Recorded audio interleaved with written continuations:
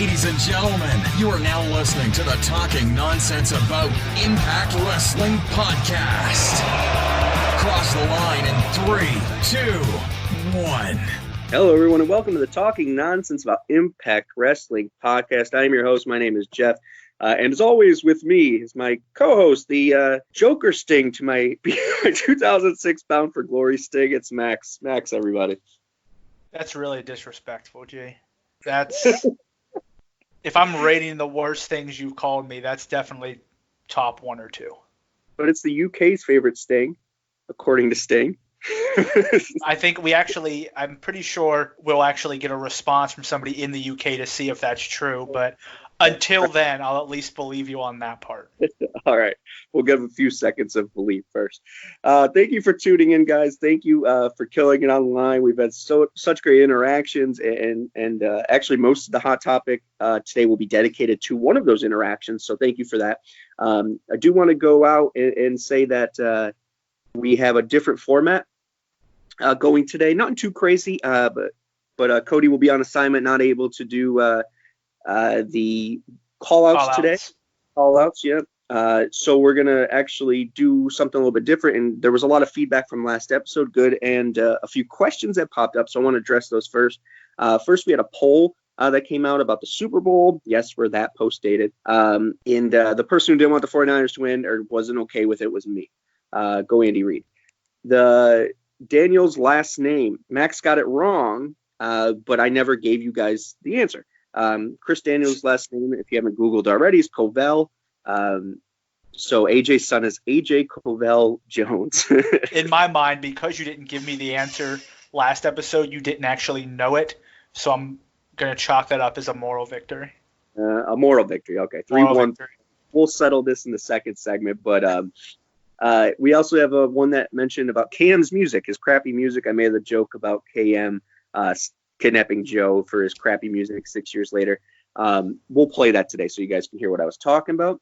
And then to reference what Max was talking about, Joker Sting, we actually have our resident UKer, if that's a thing, I don't know, Craig, who Mr. Impact Blog, who helps us here. He actually did some investigational work and sent us some audio. So let's kick it to that. Craig, is the Joker Sting as over as he said is in the UK? No. Okay, riveting. Thank you. So now I'm once again offended again that you called me Joker Sting. Thanks, Craig. That was disrespectful. Oh.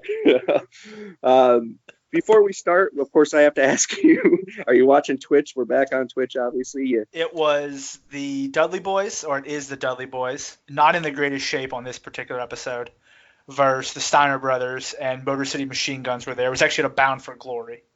At least that's what the match graphic said after they won. So I wonder what Bound for Glory was. It can't be 2006. That would be some shit though. If it's the one where the good Sting. I don't know. Let's see. Hold on. Let's Google. We'll just move forward. When I find it, I'll let you know. Anyway, so you don't want to waste any time. We have 2 hot topics today. The second being the ex-tourney. I know you guys probably have seen the poster I made, that beautiful, beautiful poster. But we are done with the first round. So moving to the second one, we'll talk about that a little bit and our feelings towards that. But first, our hot topic, we're only going to have the 2 today, so we're not going to really time this one, is something that we put a poll up about, and we'll get to that in a second. But it all stemmed off this conversation I had, and a bunch of us chimed in from Terrence, at Terrence from SE. A good dude, a friend on the Twitter there, a Twitter machine. But he brought up the point, and I think it's valid, and I'll get to that in a second, of we have to start asking ourselves, and Anthem specifically, if Don and Scott have taken us as far as they can. Harmless question, never said anyone had to be fired. Before we get into our personal opinions, I think it's important to say that we don't work out what we're going to say. This is on the cuff. Whatever happens is our personal feelings. We don't tag team it to make something positive, so it's a fluff piece, and we don't tag team to make it negative, so it's a hit piece. It just is what it is. So I want to get that out of the way because this can really divide, but I really think it kind of united us as Impact fans So I want you guys to hear us out. If you have difference of opinions, please write us in. Make sure it's civil as always as we preach. But the question is valid because we're 3 years in now to their 5-year plan. We've hit a lot of strides. We've hit a lot of good things that we'll touch on. But I think it's important for us as Impact fans to talk about our questions or our differences, because unlike WWE, where you question something and their wrestlers shit on us, or your AEW, where you write them and they delete their social media, and that's not shitting on them. That's just what happens. Impact Wrestling management seems to embrace what we have to say. It seems like we are breeding lions compared to sheep. It doesn't seem we ever leave our pride. We just kind of roar about things we love, roar about things we dislike, and it's kind of the best analogy I could come up with. So I think it's an important point to make and talk about and give the point of views of everyone that chimed in. Real quickly, Yeah. It was 2007. Oh, the year after. Yeah. The year after. At that same event, AJ Styles and Tomko defeated Team Pac-Man, which was Ron Killings and Consequences Creed with Adam Jones. Yeah, your favorite group there. Not joking there, right? I mean, that's outside of Adam Jones. Consequences Creed and Ron Killings, that's a pretty good combination. And this is pre-puking Consequences Creed, so Yeah. we're in a good spot. All right. So to get back to it, once again, we're all fans here. I don't want anyone calling each other fake fans. We need to support each other in our difference of opinions. But the poll we put out was if Impact could do something to take that next step, get over the next hump, what would it be? Would it be live television? Would it be a big signing? Would it be a big new storyline? Or would it be other? And you guys definitely said what was on your mind. And we have a few things, but whatever we say, I don't want to negate what Don and Scott have done so far. I mean, we are in a total different place than we were 3 years ago. And I feel like with them staying on board, we'll still be in a different place 2 years from now. And we'll hit those points as well. But the live television won with 37%. So with live TV, I have to be honest, that was my original thought process. That was my original vote. And then the opinions started to trickle in. And for the interest of fairness, I want to be honest. I want to be transparent here on the show. And I went with live TV because I think it's that aspect that separates Impact from the rest. In the sense of you never know what you're going to get. If you really want it, even though I think they did a great job of getting rid of spoilers in the sense of we only do 2 weeks of television sometimes.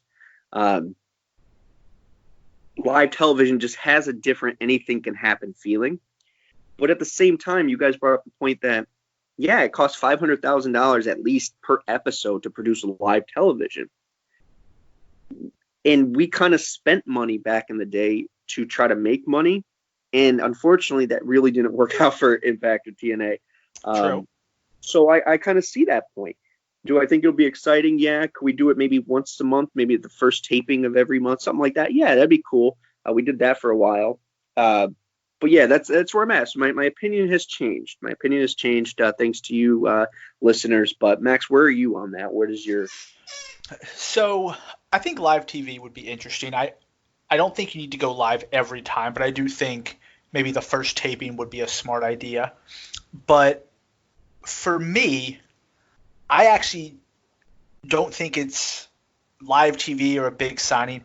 I think it's getting on a more mainstream network that makes it more available. So I'm on Reddit a lot, and a lot of people, when the pay-per-views will come out, they'll talk about how good the pay-per-views are. Right. But people are like, but it's still hard for me to watch. So I think if it was on a major network, I think that would draw more people in because it makes it more accessible, it makes it easier to find, and it just overall, I think it draws more people to it. If I know every Tuesday, Thursday, whatever, I can flip to X channel and it's going to be there. I just think that would help grow it, even if it's a recorded show or something. Right. I agree with that. I think we have that, and I think Twitch is accessible to anyone who has a computer. And if someone says they don't have access to a computer in today's day and age, how are they making those comments? But I get what you're saying as far as reaching a more casual fan or an average fan on a big network. Look what it did for AEW. I mean, there's people tuning in or not tuning in on to TNT because of it, and that's pretty big get. I don't think Don and Scott are content on just being on Access TV. I think we'll see that, and I think they mentioned that a few times since being on Access, that this isn't the last stop. But I think the progression of being on Access TV, which is a secure home, we're not going anywhere, does help right now, because what they really did was build a foundation. Yeah, we're not live yet, but we're moving to bigger venues.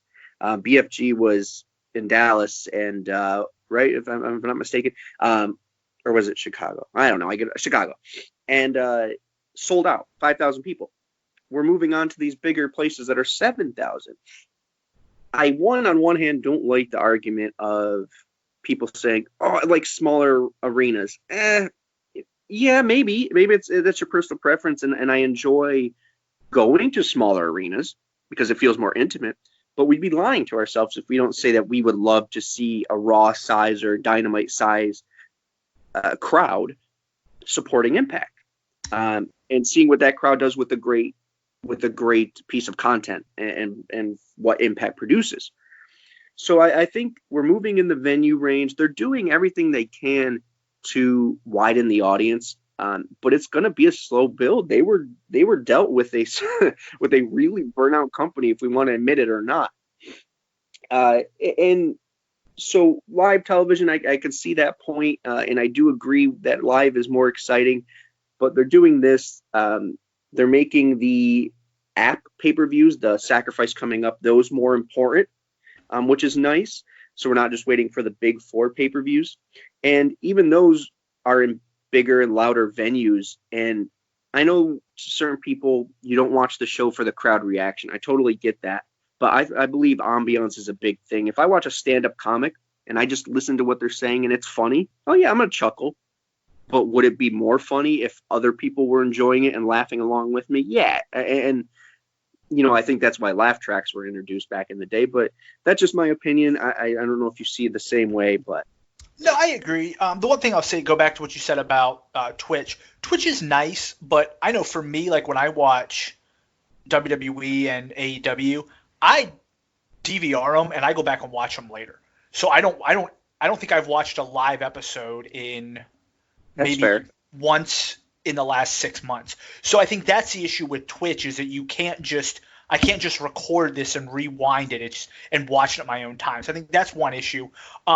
I think smaller arenas are nice if you're doing something where you're filming 4 episodes at a time, because then what you have is you have people who are super dedicated to the product and are going to be loud for all of those recordings. Whereas if in a large arena, if you're recording that much stuff, I guess a casual fan can get bored and be a little bit quieter. So I think there's an advantage on, if you're filming multiple episodes, to have a smaller arena. But I agree, for your pay-per-views and stuff, or your big events, you want those at big arenas where when you pan around with the camera, it's not a camera trick to make it look full. It is full. That's a much better look to me. I agree with that.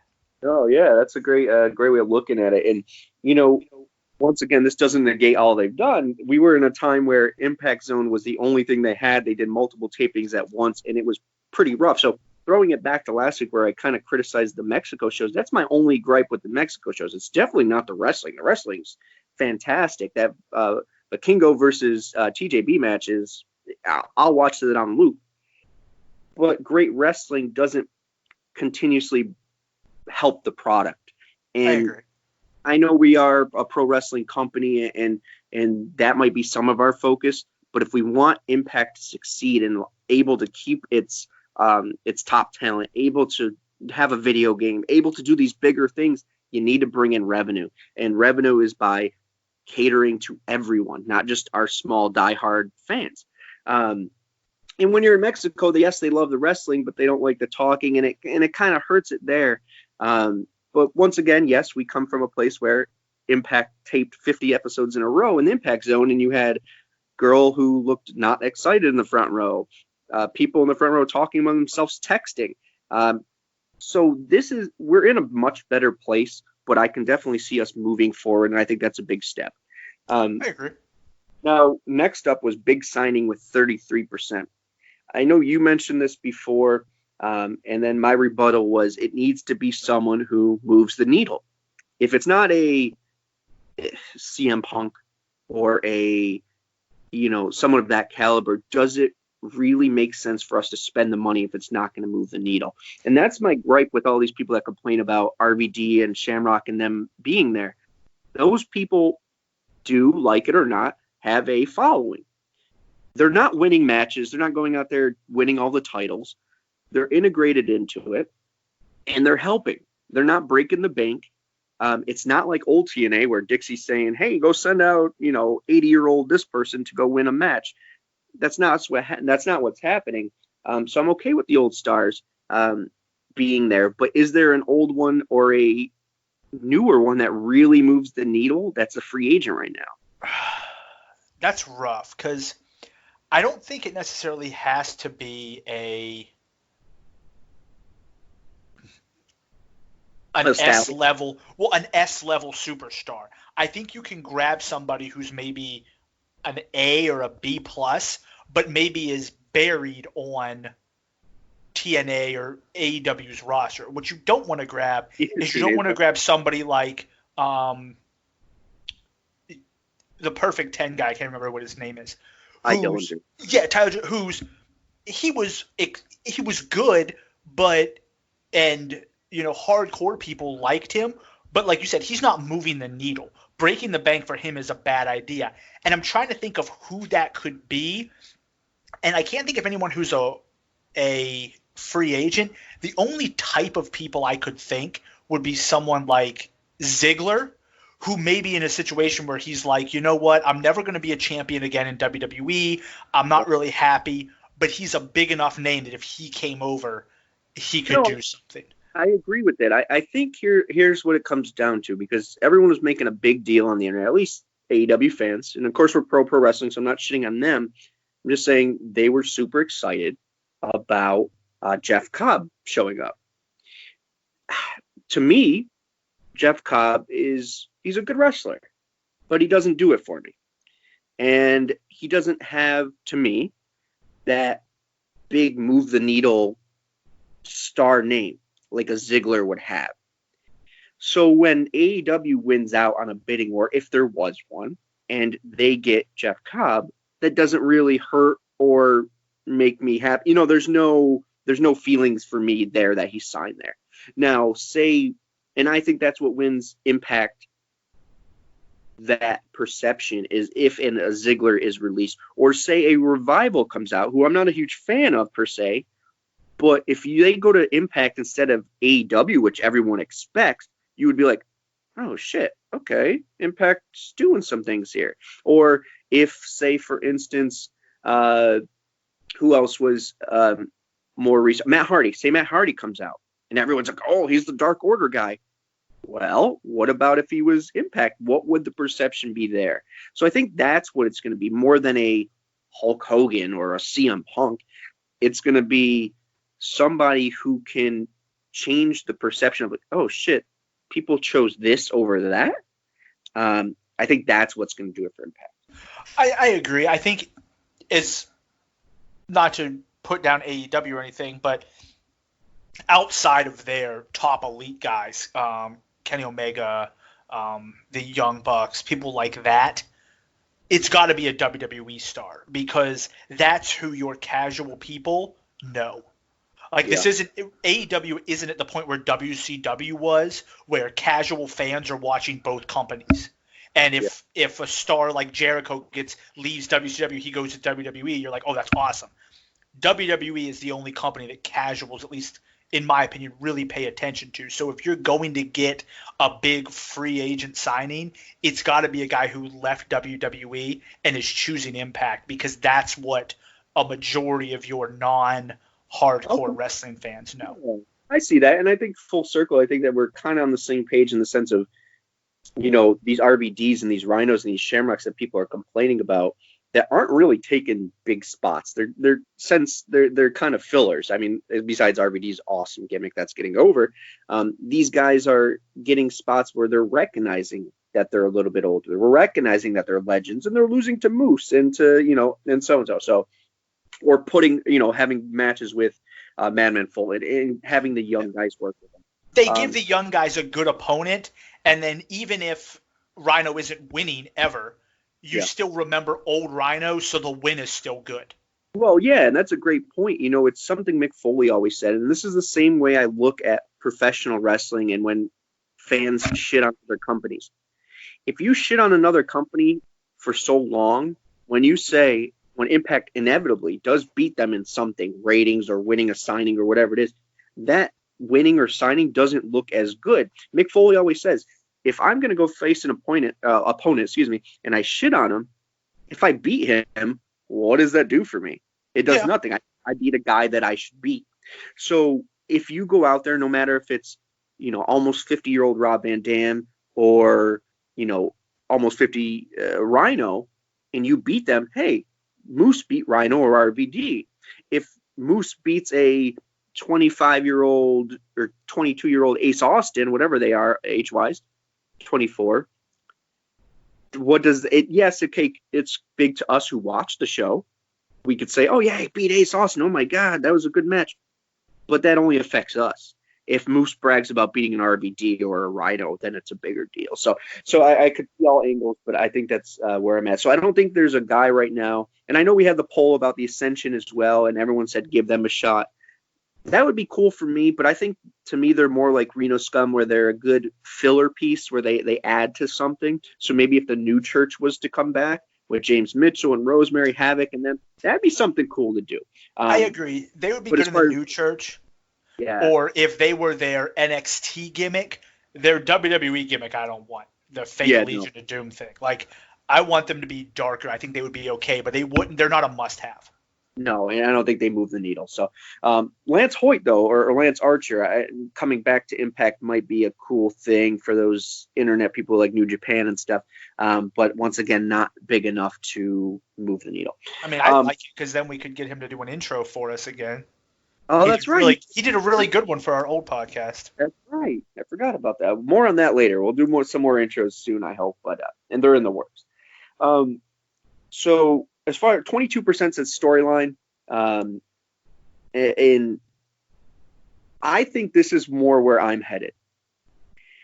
Yes, a big signing could do stuff, but once again, we already said it. We beat that horse. It needs to be someone who really does something big.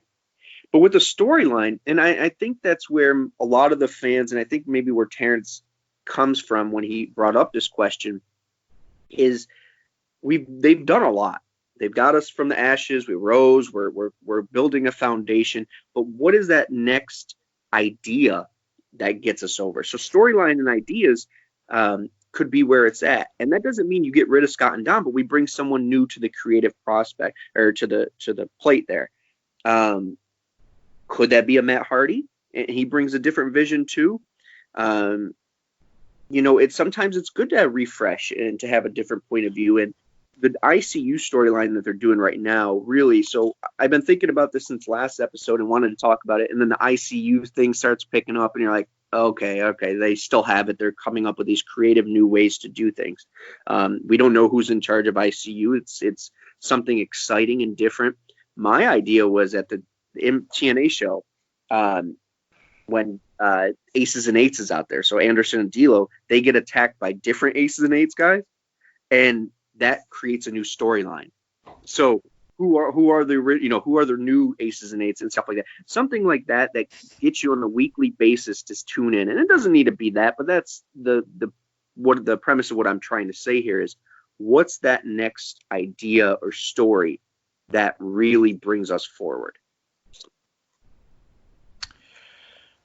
No, I could agree with that. I mean, the one exciting thing about the Aces and Eights was that, especially when they started revealing people, although some of them you knew who they were, others you were like, well, is this guy who's in the mask actually going to be in the group, or is he just some dude who they're using as a filler because they can't have Devon run out there and you're like, hey, that's Devon. So Right. things like that. So that would be interesting because it would get you to tune in as they reveal new members, as long as the members they have are set. We're going to use 5 guys, and it's not something where they just start randomly adding people. I think that would be exciting. I do think storylines are important because I think that one of the major things going back to the Attitude Era and WCW, one of the main things that grew WCW was the storyline, like the New World Order. That storyline, Yeah. you wanted to watch. Like Created you'd be watching a match, Yeah. and they would cut into the match and be like, "Oh, something's happening in the back," and you're like, "Oh my god, like what's going on?" Like you, even if it was a great match, you stopped caring about the match because you wanted to know what was happening with the overall story. So I definitely think if they could get a story that kind of outside of whatever's going on with your titles, maybe encompasses all of TNA, I think that would be a really good idea. And I think it would I do think it would draw people in. Yeah, I think that's, you're right in my brain there about what I'm trying to say, or wording it better than I can, because I think the ICU is doing that, but to have more storylines like that connect a bunch of people or involve a bunch of people and create that continuity, not just over personal feuds, is something really cool about that. It creates must-see TV where you tune in. All right, yeah, okay, this match is for the title. Okay, maybe that's not my thing, but wait, maybe they come out and we reveal a new this person, or is this person involved in that? And I see the ICU thing doing that, but more of that would be great. And I think that's where I lost a little bit of faith this past Mexico taping, was when you tape a bunch of episodes like that, and right after so you just ended the new year, and now you're coming into what Impact's going to be for this year. They kind of forced out a lot of episodes that really didn't have the beginnings of big storylines. But now we're getting to that. We are. They're booking Tessa in a way where she's protected, and obviously working around the fact that she's a small woman wrestler, and trying to make it believable. But I think they shot their shot with Tessa, and unfortunately with that whole race and yada yada, it really didn't have the effect they wanted. So I think that set them back a little bit when it came to creative. I just had that vibe that maybe they had planned it out differently, or it would be celebrated differently, and it would lead to other things. Maybe I'm wrong. But what's next? Can they recover? Every time I say no, or every time I think, like, why are they bringing Johnny Swinger on? They surprise me and do something excellent with it. So I have the utmost faith in them. The morale's great. The shows are getting better. The app is being used more. We're in a great place. But to speak to his question once more, and this is how him and I think, see it eye to eye on this. Mark Jackson was the coach of the Warriors. Dwayne Casey was the coach of the Raptors. You bring in a Steve Kerr, you bring in a Nick Nurse. They're not doing much different but bringing a fresh new approach to the same roster they had, and they won a championship that next year. Do you know what I mean? But you have to be careful, because Bill Belichick was a coach of the Browns. Okay. And now I'm pretty sure they've hired everybody from the guy that sells hot dogs in the stadium to a bum on the street just to try and find what they lost. So you got to make sure that if you get rid of who you have, you bring in somebody better and not somebody that sets you back. That's fair. That's very years. Fair. That's the TNA special, bringing in Hogan and bringing in these people that they think are going to be the White Knight. But yeah, no, I'm not saying, and I don't think he ever said, get rid of Don and Scott. It's just they have so much on their plate, and I think we can all agree as Impact fans that Josh Matthews, Scott D'Amore, all these people have so many different roles and so much different stuff they do, commentary and backstage and management and press, all these things. Maybe it wouldn't hurt to throw another new, fresh face into the creative side of it, just to help with that. I think with that. Okay, and I think that's fair. I think that's where I'm going to settle in with this debate. is I think everyone's points are valid. I don't think anyone has shit on what they have done. I don't think anyone's negating what they have done. But is there a chance or an opportunity for someone to come in and make a little difference? I think so. I think so. I'm still going with big network though. You You're put them going- on. You put them on whatever Spike TV is, whatever Paramount Network now. If you bring them back there, I think you would see them grow because I think that would give them the ability to bring in start doing live TV. I think that trickles down to everything. They could then start doing live TV. They could get a big signing. They could bring in somebody to help with the storyline. So. Oh, I agree. Yeah, that's a great point. It opens the floodgates once you have something. Okay, so that's fair enough. So we agree to disagree. We agree on some things, but that's what's great about this show, and great about us Impact fans. For the most part, we have civil discussions. We talk about it, and unlike certain other companies or sports or politics, we can talk and see our differences, but realize we all have the same common love for Impact Wrestling. So kudos to you guys. Let's keep it going. I'm very proud of everyone. But let's move forward and talk about something we can, well, I guess not all agree on, but at least we could agree on the fact that round one is done with X Division tournament. Championship results are in. And last was Jimmy Yang's gang. And I want to go over the victories here because this is the one I was obviously struggling with. And we'll get to that in a moment. But we had DJZ versus Robbie E. And DJZ with a very clear win of 89% over Robbie E. with 11. Poor Robbie E. Man, he had Cookie at that time. It was a good deal. I mean, he was okay. He wasn't a good X Division champion. So yeah, I mean, I thought he was enjoyable, but yeah. Then we had Homicide with 87% to Sheik Abdul Bashir's 13%. You know, look, they both had one reign, I think, both about the same time. But Homicide's Homicide. He's the OG of TNA. You got to go with Homicide there. And I hope to see the original LAX back for that TNA show. Next was Cage versus Bennett, which was a battle of two guys who really don't, by looks purposes, fit the division. Yeah, they're not your typical X Division or your. But it is no limits, not weight limits or whatever.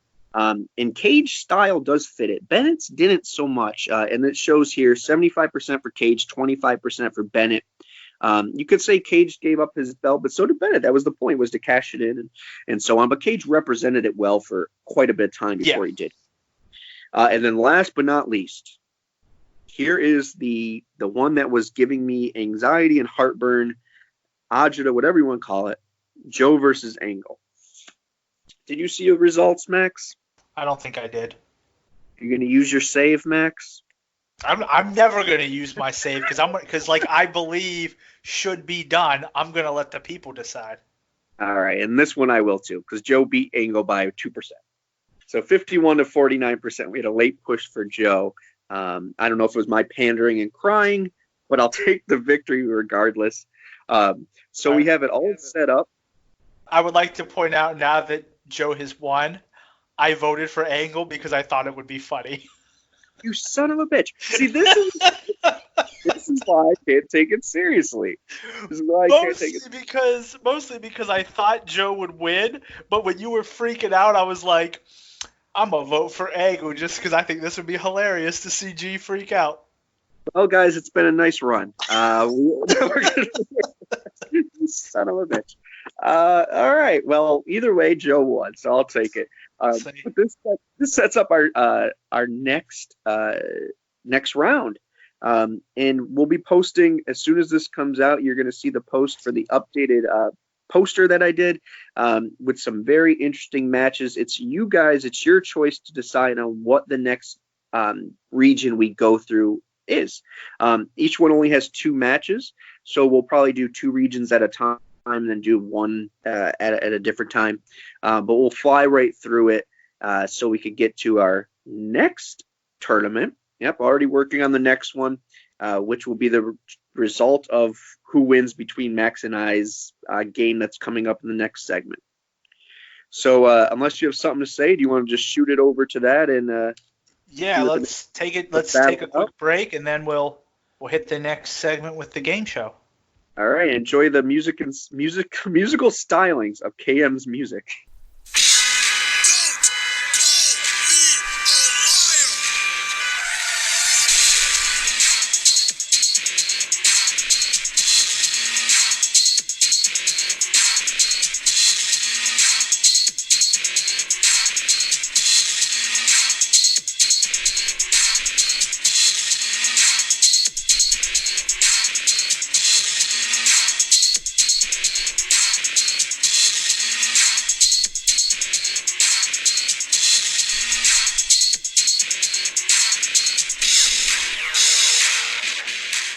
All right, guys, we're going to get right into it. With no further ado, we're going to do our ending of our game show that started last week between Max and I. We had a debate on which will be the next tournament after the X Division one. I chose theme music. Max, you chose Either knockouts or best looking title belt. okay, which I like both. So if I lose, I'll use that as an excuse. But I'll be answering theme music questions. Max will be answering AJ Styles questions, of course. If you haven't listened to the last episode, go back and listen. But we're both 3-1 right now. Real quick plug, as we're looking for contestants, you can email us at talkingnonsenseabouTIW@gmail.com. We have a new game show coming out with Mr. Impact Blog, Craig hosting. I'll be on there as well. I'm sure Max will make an appearance. It's called, I don't want to get this wrong,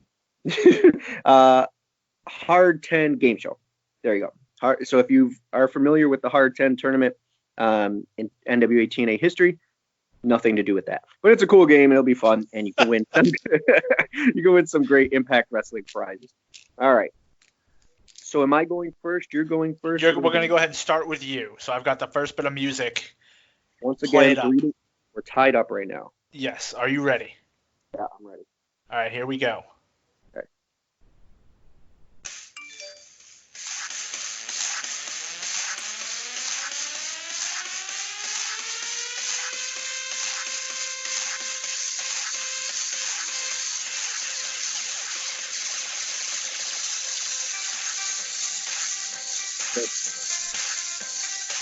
All right, give you I'm going to give you 20 seconds of each song, so it's 20 seconds. Okay. Well, I won't take 20 seconds to answer because I'm going to be honest. I'm a little stumped. I feel like I should know this.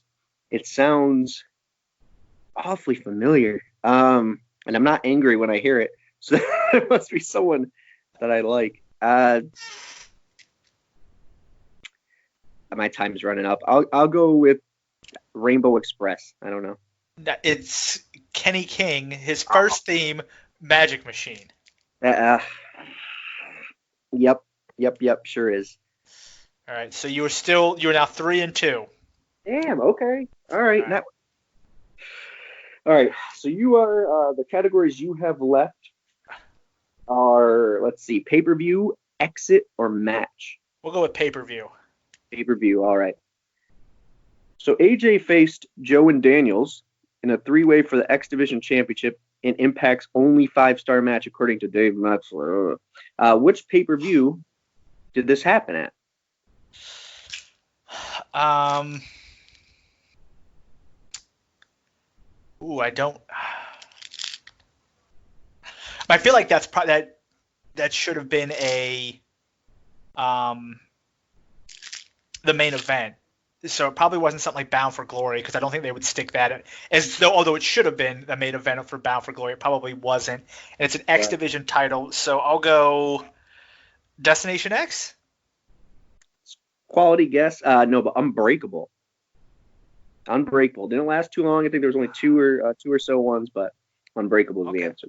Okay, I mean, Hey, I didn't know they named a pay-per-view after Bruce Willis, but hey. No, Michael Elgin. Back in the day. Oh, okay. All right, next up. All right, this next one. So the third one I have for you is super hard. Oh, awesome. So I'm giving you an easier one because I think that that's only fair, that when I give you crazy hard stuff, that I also kind of. Very kind of you, Max. All right, are you ready? Yeah, I'm ready. If I mess this up again and it's something easy like that, I'm gonna pissed off. Okay. It's playing through the ad, so hold, please. All right, here we go. Hold on, maybe not. Hold on. All right. I just want to make sure it starts at like the end because I was listening to the song. Technical Right. difficulty. Yeah, here we go. All right. Oh. Oh, you don't even need to play. Well, All right, you can talk as it's playing because it's a good theme song. I will answer it. Jeff Jarrett. All right, it is Jeff Jarrett. Let's start.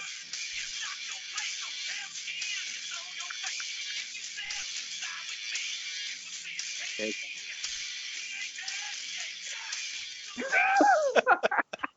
If you guys don't know the story, you say he's not Testy, he ain't The Rock. But obviously, copyright infringement there. Yeah, cool. Thank you for that. Nice T-ball answer there. So 4-2? Yeah, sure, 4-2. But I also figure, no one wants to hear you guess, okay, here's a random dude who came on one time who, Fair enough.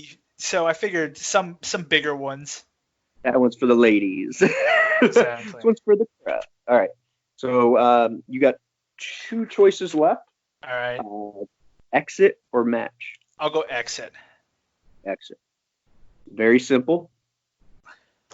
Who was AJ's last match in Impact Wrestling TNA against?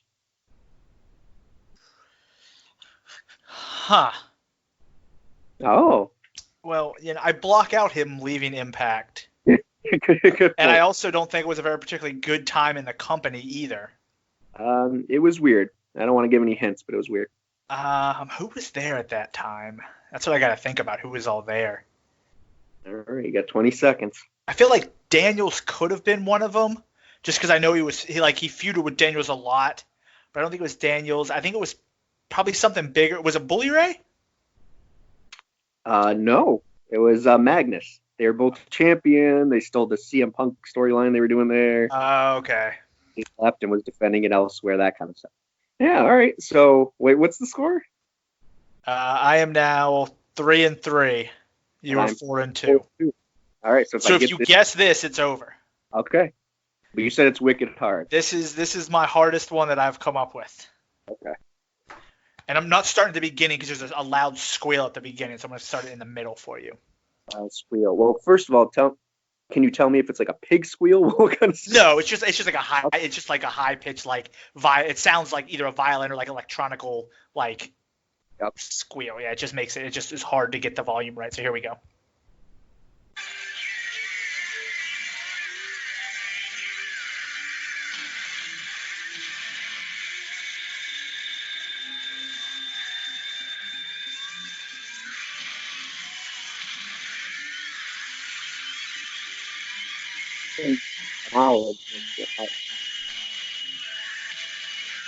I don't know. All right, that's it. Really crappy, so it has to be something in the NWA era, I would hope, or Fox, somewhere on there. Yeah, if I guess I could. An old Monty Brown one. I don't know. No, this is the greatest tag team in NWA TNA history. It's the Johnsons. Oh my god! Was that a pun? The hardest one? Yes, but you hit okay, so the only reason I actually found this was because last time you had mentioned when I was giving you Crimson, like, what is this, the Johnsons? I was like, I'm going to find the Johnsons theme song. Nicely played. Touche. So, okay. All right, so if I get this one right, it goes to the fans. And this is match type, right? Match type. It actually involves someone that you just mentioned. AJ Styles? Yeah. All right.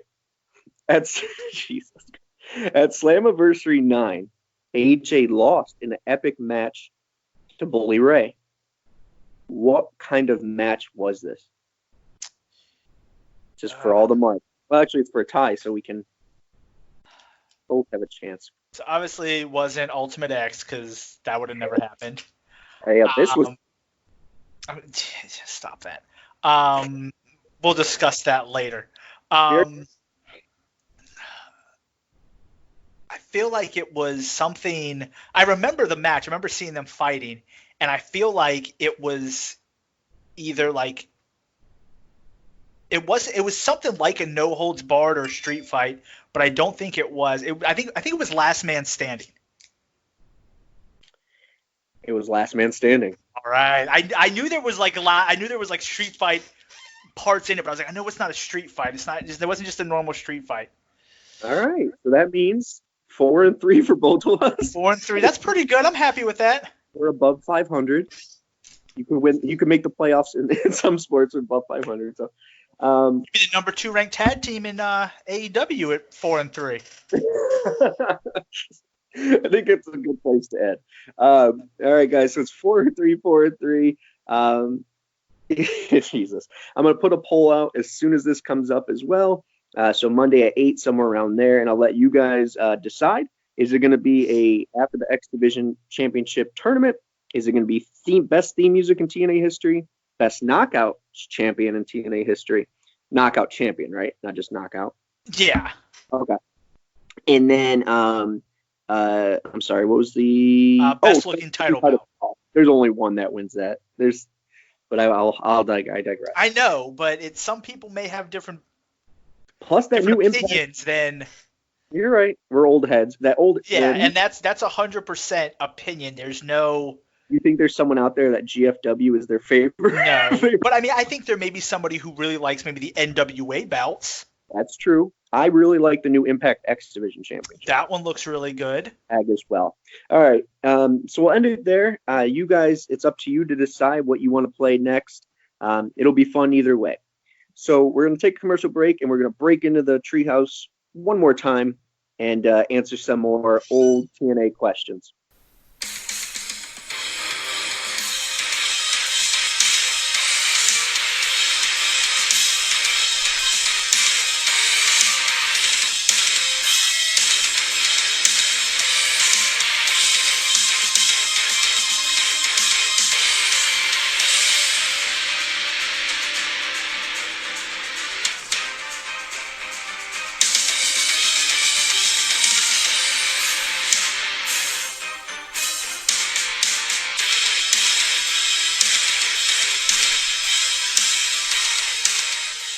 All right, guys, we're back and broken into the Rascals Treehouse one last time, or one more time. We'll see where it goes. But we had a couple questions left that we wanted to get to and answer that we didn't. And this, once again, is just for us to kind of banter and have some laughs compared to the beginning where it's more analytical and actual and current. So we got some TNA questions that we liked, and we're gonna talk about. Number one was one thing you hate. Okay, so we shit on Hogan last week. And we will continue to do that, I imagine. But one thing you hate to love about Hogan, so something that we can actually say that's nice about Hogan. Do you have something in mind, or do you want me to take the lead here? I'll go ahead and start. I mean, I think I didn't like the whole reign, but I like the ending of the Abyss X Division title reign. Okay. I didn't particularly like him being champion, but I did like that when he lost, you had everybody from the X Division come out and kind of celebrate the fact that they had like retaken the X Division. Okay. So I thought it was a good way to kind of, celebrate that win and a good way to kind of be like, hey, we're back to being the X Division as opposed to what it was. So part of me wants to reach through Skype and strangle you. First you vote for Angle. Now you mentioned something good with Brian Kendrick. I'm trolling you at this point. I'm used to it. I'm not going to go too much detail because we're trying to wrap up here, but I actually agree with you, but only because of the ending part. If you had just gave it to Abyss and did nothing with it, there's an issue. But they were trying to figure out the X Division. They had, I don't know if it's before or after, but they had the 3 guys, always had to be three ways X Division matches. They had the camera on the ref's head. All these weird things they were trying to make it relevant again. In the best way without vacating the title and starting to make people want it is give it to someone who is an X Division. So I agree with you there. I don't like that Kendrick was the guy. but in his broke ass Matt Sydal gimmick. But yeah, I'll give you that. Mine is, I think, simply because Hogan was bringing in and doing so much bad. He was bringing in all of his friends, that Fat Val Venus, who probably actually is in the treehouse right now. You should look it up. Nasty Boys, who I hate. So the fact that he brought Orlando Jordan in, I wasn't excited. But then he started to do that gimmick where he was a little, what is it? I can't get the word out. Sexually motivated. He had the guy and the girl because he's bi, and he had the caution tape on him and the baby oil. He was kind of like, and I don't kill me, he was a Velveteen Dream before Velveteen Dream was him. I don't think maybe the time was right for that, or that people accepted it as we did, but I don't know. I always dug that, surprisingly. No, I liked Orlando Jordan when he was in TNA. I thought he was a good. I think he's a good wrestler. I think he had a good character, but I do agree that his character may have been, like you said, a little before his time, or just people weren't ready for really, which is to unfortunate. go there. Yeah, it's unfortunate because he was like 40 something, but they could have done something with it. It was just making egg salad out of, eggs. All right. So, yeah, there we go with that. Nice and easy. Number 2, let's see what we got here. Would you want, and do you think Kurt Angle will come back ever to TNA Impact Wrestling? Let me start with that one. There's a lot of, Angle, I think this goes off the fact that Angle just said that he spent most of his good years in a smaller company and whatever, which I find true. I love his work in Impact, but I think there's a big difference between the Angle we know and the Angle that we would be getting. And I don't want him to be a GM for obvious reasons. I don't think he'd be good on the creative. He gave Chris Sabin the idea of a Pigpen character with dirty clothes and socks stapled to his shirt. So he's not very creative in that sense, at least to my knowledge. So it would be rough, but why wouldn't you? Why wouldn't you want him back? Do I think he'd be the first old TNA guy to come back? No, I think that's going to go to Eric Young probably, maybe Matt Hardy. But from that cool era, I think Eric Young, but maybe Kurt Angle. I don't know. What do you think? I'm in a loss. I mean, I wouldn't want him back as a wrestler. I think his best times are well behind him. In his last couple matches in WWE, he was really being carried, and I don't think he would. I don't want to watch him wrestle, but I wouldn't mind him coming back as like a manager or somebody who's like leading a stable. I think that would be a good role for him. Because he's on the mic, he's really good. He's done some really good like comedy stuff, so I would be okay with that. But I agree, I wouldn't want him in the back creative, and I wouldn't want him wrestling. But I'd be completely fine with him coming back as a manager or something. I agree with you there. That makes a lot of sense. Like the new leader of Aces and Eights or something. I swear to God, I was just gonna say if he unmasked and it was Angle and his contract that'd be crazy. Do I watch seeking and being in charge of that? Maybe not, but cool either way. So yeah, I hope Kurt Angle comes back. I'd love to have him back, not on creative and not wrestling. I didn't watch those last 2 matches, but I'll take your word for it. Next up, we have funniest names that we've come across in TNA Impact history. So there's obviously quite a few. The Johnsons. The Johnsons. Raka Khan, Disgraceland, Relic. Baby Bear Alex Shelley was pretty rough. Relic, Brutus Magnus, Rosie Lotolove, Murphy and Pal. Murphy's a really bad name for a wrestler, right, man? Murphy's an amazing name. Looks like a future world champion. Sounds like the name of a future world champion to me. All right, yeah, Murphy and Gunner. But my worst of worst, and it's not really the name; it was just the whole packaging. For me, was Sangriento. Do you remember that? Amazing Red was wrestling as Amazing Red, but also Sangriento at the same time, and there was no connection. Like there wasn't going to be a big reveal. So it's kind of like Curryman and Chris Daniels, where like they treated them like 2 different characters. Right. Yep. But he kind of looked like Chris Sabin with stuff stapled to him. It was a really bad costume, and I think they were trying to like show that they could do the Sin Cara stuff, just like WWE did at the time. They always had an answer for what WWE was doing. But yeah, look that up. I think that's where I'm going to go. Sangriento was pretty bad. Brutus Magnus is pretty rough too, especially when you're debuting. Like that, the first image of you is you with the gladiator helmet on and called Brutus Magnus in the 2000s. That's bad. Yeah, it was pretty rough. Now, I will say Gunner and Murphy don't sound good together, but Blake and Murphy, those names fit together very well and sound like potential future tag team champions. They sound like one guy carries the other and the other one's still cleaning the bathrooms in NXT or something. All right.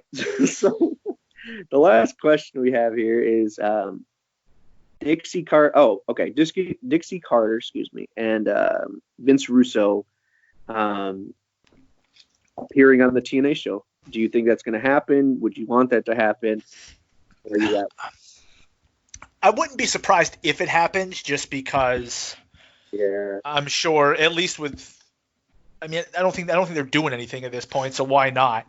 I wouldn't want Russo. I'm over Russo. I feel like, and maybe it's because I recently watched the Rise and Fall of WCW, but yeah, don't want that. I feel like he gets too much credit, and there was so much bad stuff with WCW, so much bad stuff with TNA that I'm just like, I don't really want him back. I don't want him coming in and doing I don't want David Arquette coming from the rafters and winning the TNA championship.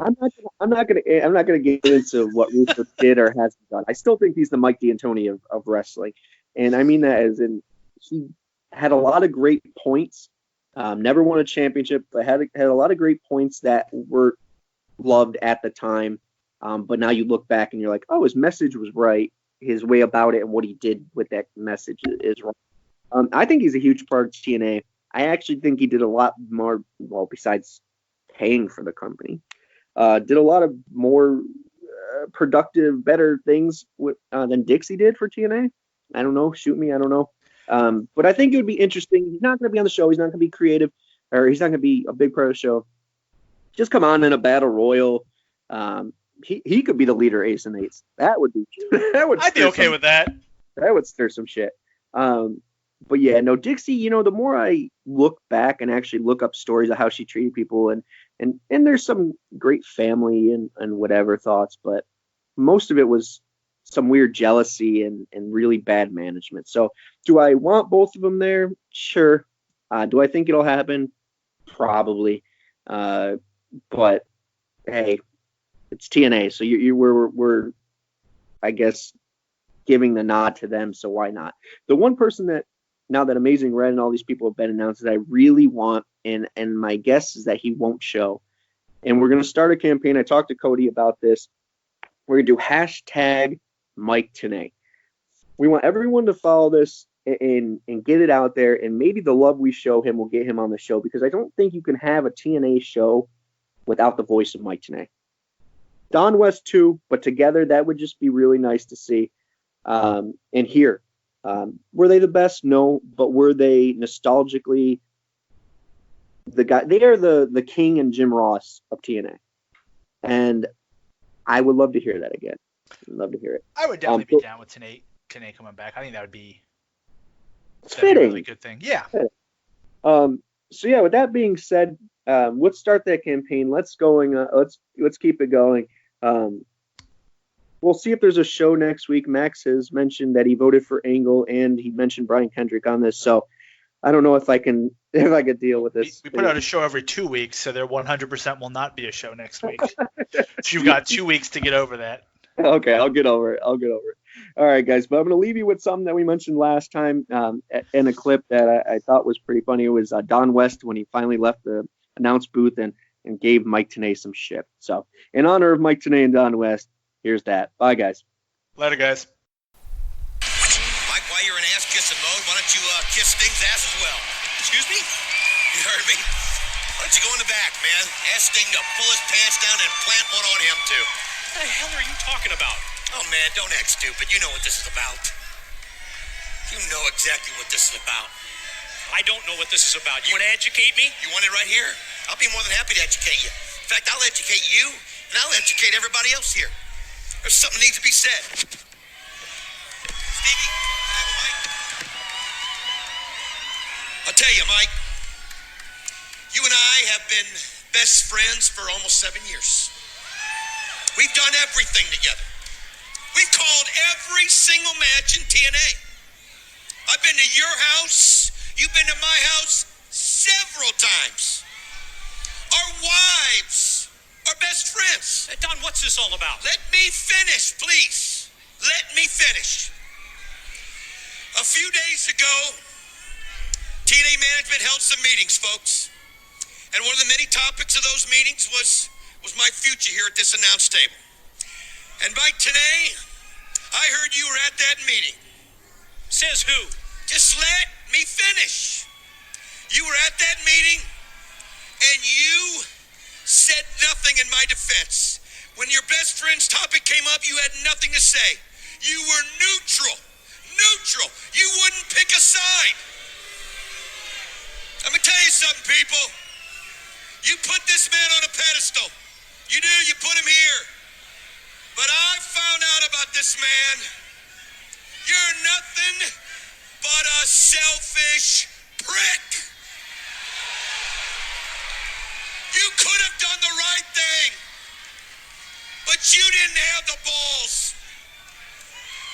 And I'll tell you something. I don't know what my future holds, but I know one thing. Now, you know what? I know two things. Number one, our friendship never be the same. And number two, you can take this microphone and shove it up your ass.